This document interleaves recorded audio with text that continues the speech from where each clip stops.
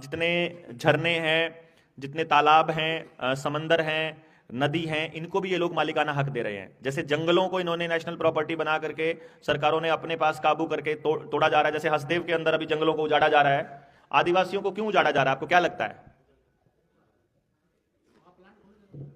आपको लग रहा है प्लांट खुलेगा, आपको लग रहा है कोयला मिलेगा, आपको लग रहा है कि प्राइवेटाइजेशन का दौर है, आपको लगता है कंपनियां करेंगे। लेकिन असली खेल यह है कि जो व्यक्ति अपनी मूल जगह पर रहता है उसके ऊपर कोई कानून लागू नहीं होता है। असली खेल यह है। यानी अगर आप अपने गांव में रहते हो, अगर आप अपने गांव में रहते हो, अपनी परंपराओं को फॉलो करते हो, अपनी पारंपरिक वेशभूषा धोती और कुर्ता और पगड़ी पहनते हो जो आपकी पारंपरिक है, तो सरकारों का कोई कानून आपके ऊपर लागू नहीं होता है। हमारा देश कबीलों का ही देश था। हर कबीले का अपना नियम था। गांव को ही कबीला बोलते, गांव कबीला बोलते थे। हमारा परमात्मा प्रकृति रहती है। हमने ज्यादा से ज्यादा अगर किसी को बहुत तवज्जो दी है साक्षात मान करके, तो वो हमारे पुरखे थे। अपने ही परिवार में हमारा कोई पूर्वज जिसने अपना जीवन समाज को दिया, या जो आगे जिसका वंश बेल नहीं बढ़ी, उसको हमने अपना इष्ट रूप में अपने खेत में स्थापित किया हम लोगों ने। और गांव ने अपना देवता माना दादा खेड़े को। गांव खेड़ा बोलते थे। खेड़ा, दादा खेड़ा ही हमारा सबसे बड़ा देवता रहा।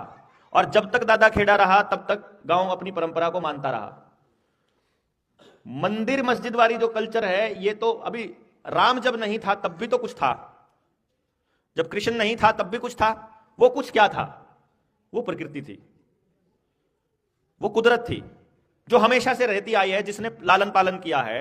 जो पंच तत्व हम कहते हैं, जो पंच महाभूत हम कहते हैं, वो तो हमेशा थे। उसी को भगवान बोला हमने। वही हमारा पोषण करती थी। उसी को मानने वाले आज भी लोग, सिर्फ ट्राइबल लोग रहते हैं। वो आज भी किसी देवता को नहीं मानते हैं, वो प्रकृति को ही बोलते हैं जय जोहार। जोहार प्रकृति को ही बोलते हैं वो। तो उनके तो संबोधन में भी जय जोहार रहता है। तो वो जो जोहार है, उसको मानने वाले लोग जितने भी हैं, उनको विस्थापित करना है। जैसे ही वो अपनी मूल जगह से गए, वो भी फिर हमारे जैसे शरणार्थी हो जाएंगे। आधार कार्ड बनाने वाले, 5 किलो अनाज पर जीवन यापन करने वाले, रुपयों के ऊपर डिपेंडेंट लोग। आज वो रुपयों पर डिपेंडेंट नहीं है। हर मौसम के लिए उनके पास, अपने पास सब कुछ है, उनका खाने का सब कुछ है। उनको आपका एक सिंगल रुपया नहीं चाहिए। लेकिन एनजीओज भेज करके, नए प्राइवेट लोगों को भेज करके वो वहां कह रहे हैं तुम अपने बच्चों को पढ़ाओ, तुम अपने बच्चों को पढ़ाओ। क्योंकि आपका बच्चा पढ़ेगा तो कलेक्टर बनेगा, कलेक्टर बनेगा तो आपकी भाषा में समझाएगा, सरकार का आदेश है मानना पड़ेगा, जगह तो खाली करनी पड़ेगी। आपके कलेक्टरों ने यही तो किया है ना। और आदिवासी महिला को राष्ट्रपति क्यों बनाया गया था? जिस दिन बनाया गया था, मेरी फेसबुक की वॉल देख लो, जिस दिन द्रौपदी मुर्मू को राष्ट्रपति बनाया गया था, मेरा पहला स्टेटमेंट यह था, अब आदिवासियों का सत्यानाश होगा। क्योंकि इसको बनाया ही इसलिए गया है।